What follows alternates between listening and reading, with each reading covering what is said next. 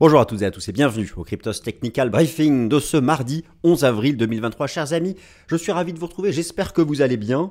Puis si ce n'est pas le cas, écoutez, chassez les mauvaises idées de votre esprit, prenez du temps pour vous, faites-vous plaisir. Concentrez-vous sur le verre à moitié plein. La vie est belle, franchement, il faut arrêter de se lever chaque matin et se plaindre pour des micro-détails.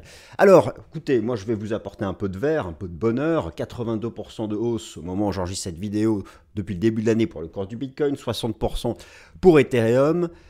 Voilà donc le niveau du zéro, le zéro qui s'éloigne. Alors, le zéro s'éloigne. Pour j'ai même pas envie de dire les permabères, mais ceux en fait qui souhaitent la disparition de Bitcoin. Je lisais encore récemment des articles très intéressants, très bien construits. De toute façon, tout se lit, tout s'entend et toute argumentation est valable, en tout cas a droit d'exister, expliquant que la valeur fondamentale de Bitcoin, c'était zéro, hormis celle que la masse voulait donner. Mais finalement, le principe de la cotation des valeurs en bourse, vous savez, même la valorisation boursière des actions, ça repose sur une méthode de fixation d'un prix théorique qui a été créée par l'homme. Ça n'existe pas dans la nature. Enfin bon, ça c'est un autre sujet. Et donc, il semble que le zéro s'éloigne. Alors, tentative de breakout en cours au moment où j'enregistre cette vidéo, la fameuse résistance des 29 000 $. Alors, je vais encore pêcher par excès de prudence, mais c'est une résistance en données hebdomadaires.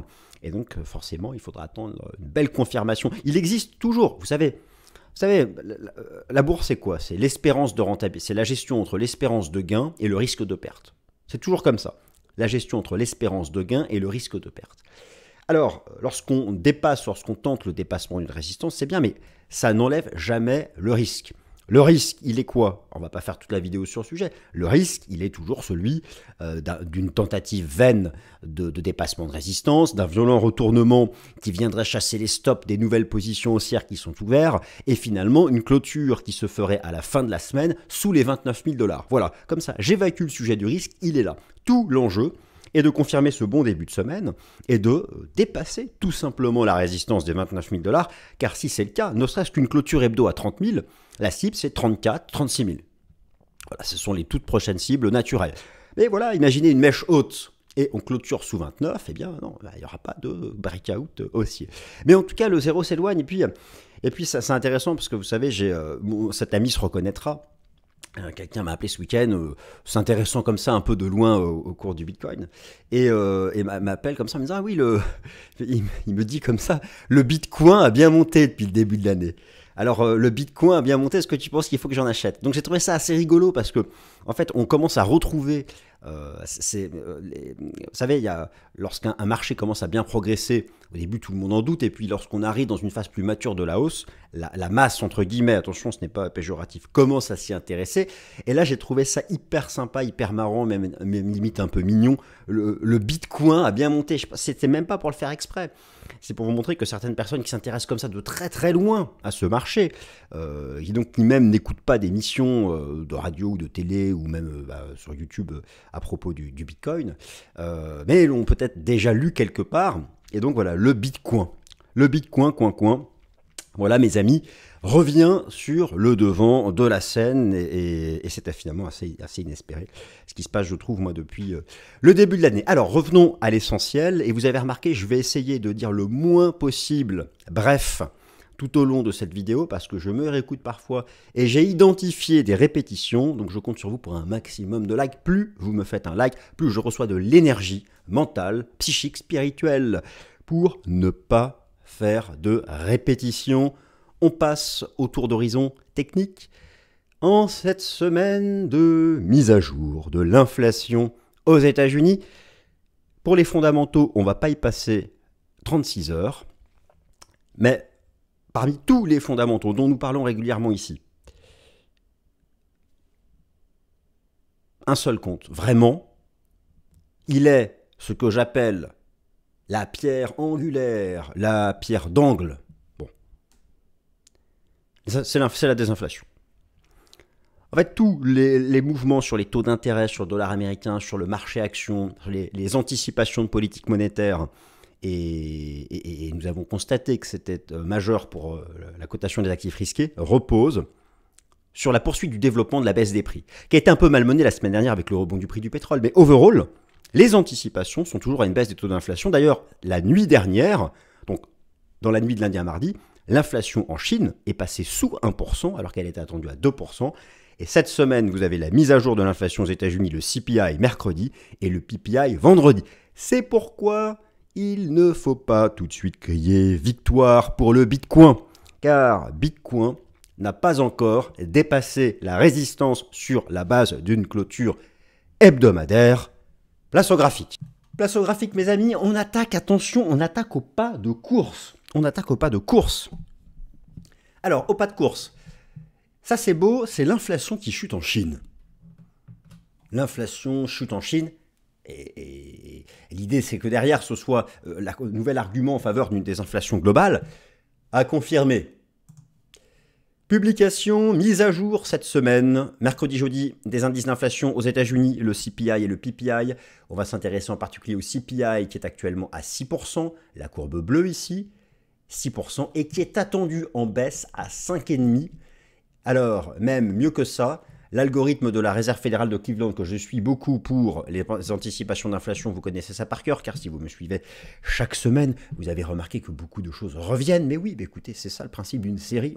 Voilà, il faut bien actualiser tout ça. Elle est attendue à 5,22. Et donc, c'est pourquoi je dirais que le seul ennemi fondamental pour notre ami le Bitcoin. J'ai même pas osé lui dire, d'ailleurs, quand il a parlé de Bitcoin au téléphone. J'ai beaucoup de respect pour lui, pour cet ami. Donc, pour Bitcoin, le risque, c'est que ça ne désinflationne pas en mars. Et là, nous aurons un bull trap. Une belle mèche haute, une clôture hebdo tout en bas, et à 25 000 la semaine prochaine.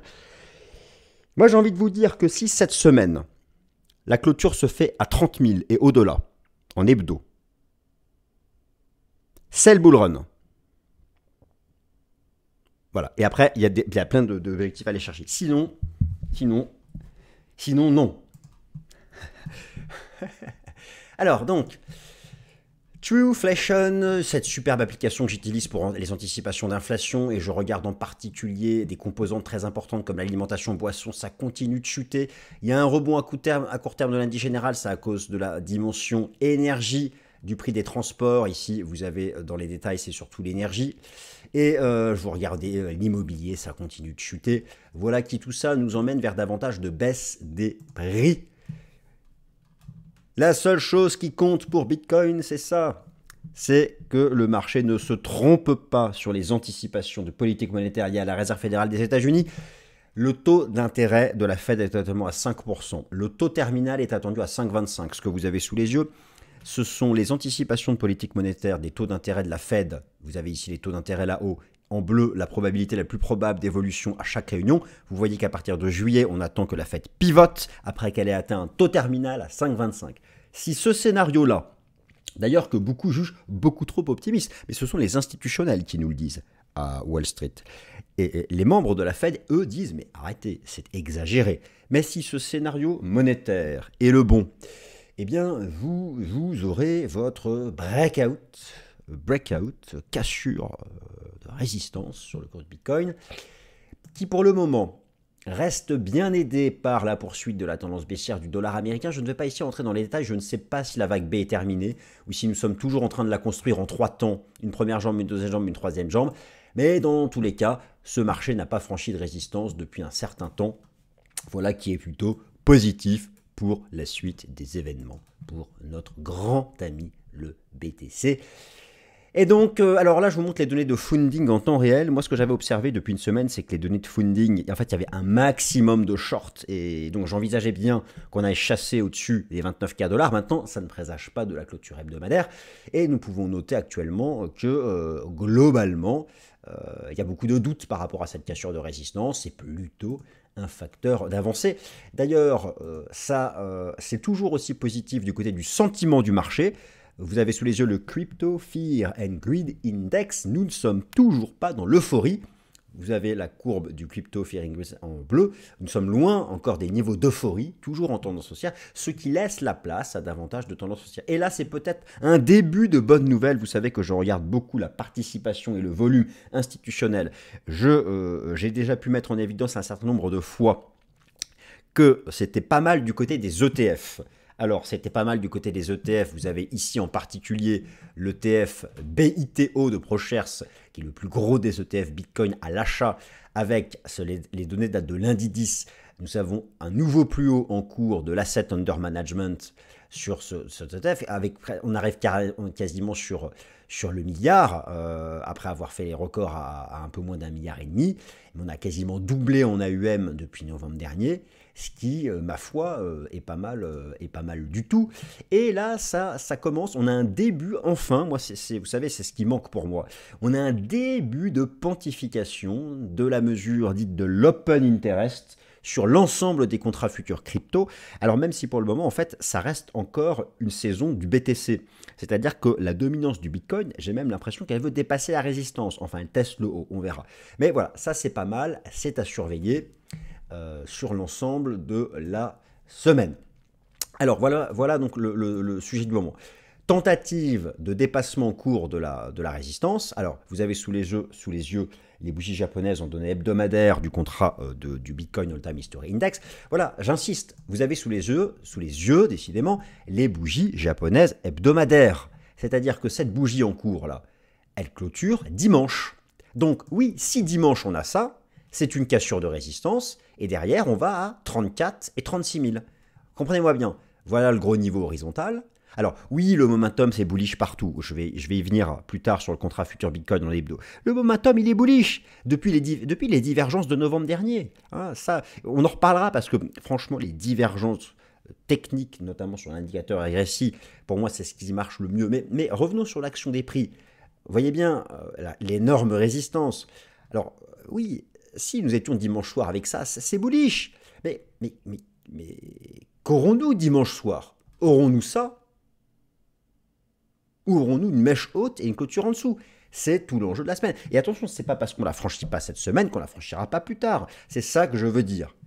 Nous sommes le début de semaine. Sauf pour ceux qui écouteront la vidéo dimanche et qui auront la réponse. Voilà, donc en tout cas, c'est l'enjeu de la semaine.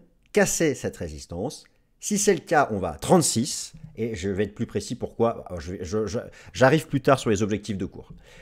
Je vous remontre maintenant sur la base d'une échelle arithmétique, la résistance qui est en train d'être tentée d'être dépassée, celle que j'avais appelée gentiment le dernier espoir des bears. Et voilà, alors les taux d'intérêt, eux, restent en repli, le dollar est revenu sur ses plus bas. Alors attention, pour le dollar US, le risque serait d'un scénario de double creux.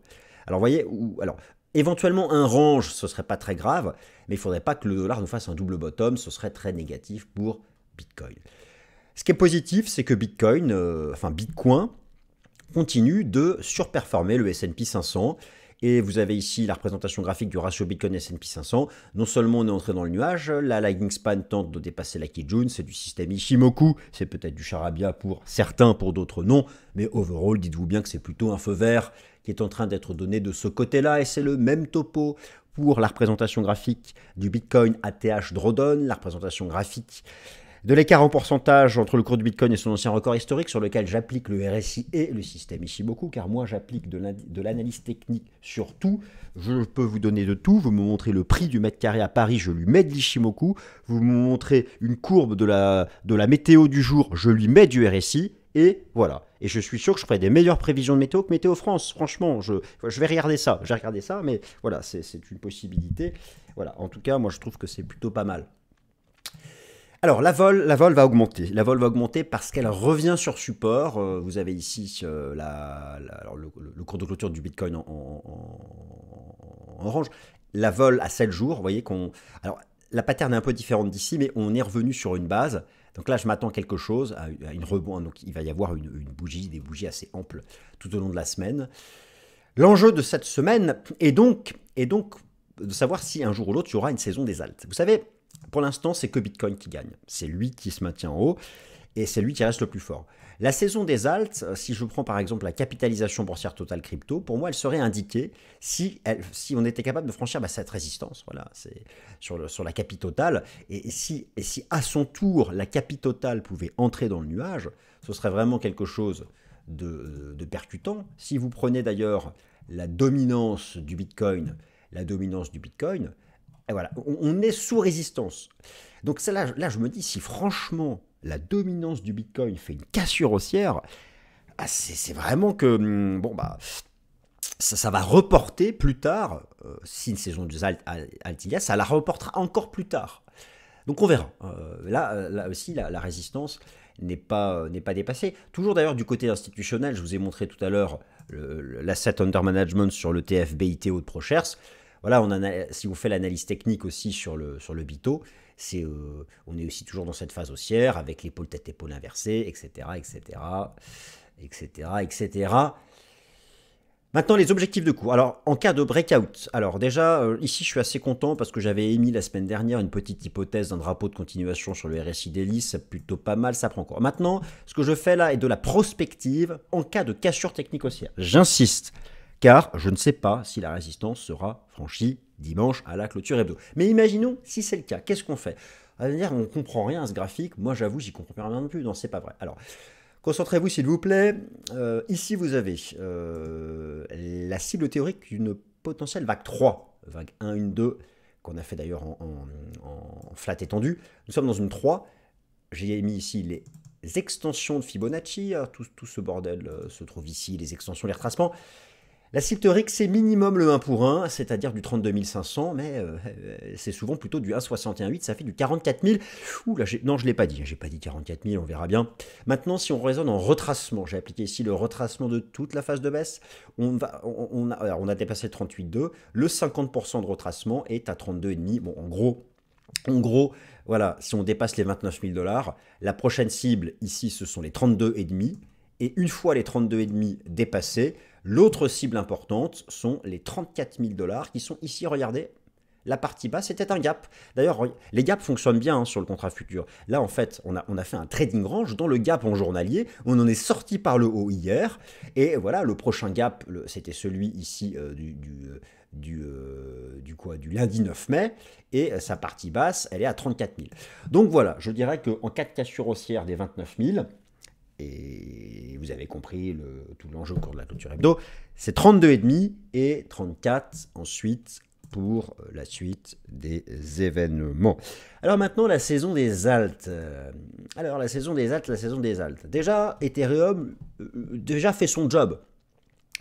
Il y a la mise à jour Shanghai dans quelques jours. Moi, sur Ethereum, écoutez, je vise toujours 2000 et 2160 $. On a même une accélération de momentum sur le RSI hebdo. On a une ligne de MACD qui a dépassé 0. On va avoir ici des croisements de moyenne mobile en hebdo. Bon, voilà, 2000 et 2160. Ce qui était intéressant, c'est que l'idée, c'était qu'en données journalières, le marché restait haussier au-dessus des 1700 $. Il a pris appui. Et là, il est toujours guidé dans sa hausse par la Tenkan en daily. Donc voilà, avec, on voit ici cette cible des 2000. Bon, là c'est pareil, le marché a bien avancé. Les vrais gros supports sont loin. Le premier gros support court terme, il est à 1850 $. Donc voilà, on a eu une div ici en fait, mais qu'on a épuré à plat. Donc ça montre quand même la force du machin. Donc voilà, court terme aussi au-dessus des 1850. En dessous, ça corrigera pour aller chercher 2000. Mais je pense que moi, la vraie cible hebdo, reste pour moi les 2160 $. Après, du côté du rapport à BTC, si on regarde sur le ratio ETH-BTC, ça revient même en bas. Alors, est-ce qu'il va falloir que le ratio revienne ici pour que ETH ait sa vraie phase de surperformance? Je ne sais pas. Moi, j'aurais tendance à dire que déjà, je pense que si on revient ici sur les plus bas, il devrait y avoir quand même un rebond de la dominance. Donc, je n'ai pas un scénario de revenir ici, mais plutôt de stabiliser ici et de tenter ensuite une accélération. Et ça, c'est uniquement ce que je ressens, c'est ce que je sens, c'est un scénario comme ça. Voilà, l'avenir le dira. Alors, chez Binance, il faut vraiment le surveiller cette semaine. Binance, parce qu'il va réattaquer le niveau des 340 $. 340 $, c'est une énorme résistance. Ce que j'ai trouvé intéressant en hebdomadaire, c'est qu'on s'est toujours maintenu dans le nuage et toujours au-dessus de la Kijun. Ça, c'est pas mal. Maintenant, d'un point de vue chartiste, il y a le bouchon des 340 $ à faire sauter, qu'on comprend bien en hebdo et en données journalières. En données journalières, c'est en fait la partie haute d'un espèce de range qui est vieux depuis maintenant 10 mois. Il y avait une tentative de dépassement ici début novembre au moment d'FTX, violemment rejetée. On a rejeté à nouveau mi-mars, on rattaque le niveau et c'est aussi ici que passe la partie haute de cette espèce d'énorme compression en triangle. Il n'est pas beau ce graphique, il est surchargé, mais en fait c'est pas grave. On voit bien l'énorme niveau des 340. Si ça saute, c'est la voie libre à 400. Donc voilà, ça c'est à surveiller de près. Et là, bah écoutez, vous savez, à chaque fois, on connaît le principe, il faut un breakout pour y aller et à suivre. Et maintenant, le jeton casse de Kaspa. Kaspa, eh bien là, alors là forcément on a un bull market qui est ancien. Alors là, je vais plutôt vous inviter à la prudence dans le sens où, qu'est-ce qu'on a ? Vous avez à gauche les bougies japonaises en DM hebdomadaire en log et à droite en données journalières. Alors on a déjà 3 temps bien identifiés. On a une vague 1, une 2, impeccable. D'ailleurs, la 2 avait retracé 38,2 de la 1, c'est hyper classique. Maintenant, j'aurais tendance à croire que la vague 3 est terminée. La vague 3, j'ai une extension de Fibo ici, bas de la 1, hop au bas de la 2, minimum 1 pour 1, en général 1,61,8. Alors, est-ce qu'elle est finie ou pas? La 3, c'est censé être la plus puissante. On a dépassé, la 3 a dépassé l'amplitude de la 1. Alors, je suis un peu gêné parce que, effectivement, c'est la 3. Elle a la possibilité de pousser sans retracement sur les prochaines extensions, qui sont quand même des niveaux plus élevés. Moi, j'aurais plutôt tendance à croire, sans vouloir faire le rabat-joie, à plutôt une phase latérale.